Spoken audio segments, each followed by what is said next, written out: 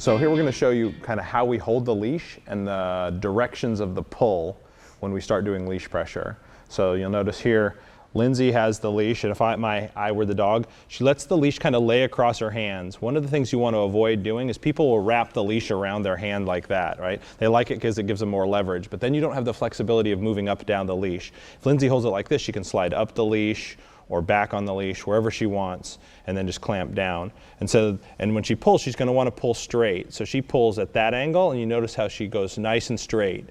And then when the dog resists, she pulls, dog resists, and when the dog goes, she releases the pressure, like that. But you notice that line is straight. A really common mistake is people pull up.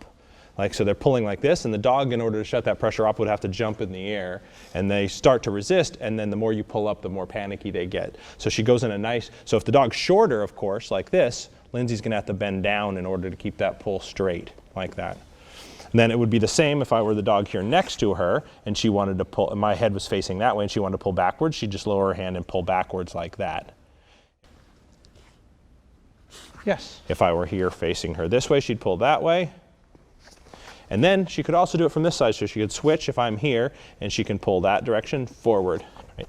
Frequently, what happens a lot, because of our dogs have been extensively lured early on, they're good at following our body language and good at following our hands. So one of the early things we do in our training is teach the dogs to follow our hands. And so here, you'll notice sometimes Lindsay, when she goes to do this, has to kind of hide the leash a little bit, her hand kind of behind her leg a touch. And so the dog doesn't see her hand, and the tension comes there with very little body movement. So she keeps her body as quiet as possible and pulls with as little movement as possible to get the dog to go. You notice if I'm here and she grabs the leash closer, right, straight, the dog just sees her hand and then follows her hand along. The dog thinks it's being lured, and you get kind of a false positive. You think the dog's moving with the leash, and really the dog is just following your hand or your body language around. You notice Lindsay also doesn't take a step or any of those things. She stands still, quiets her body, and makes straight tension.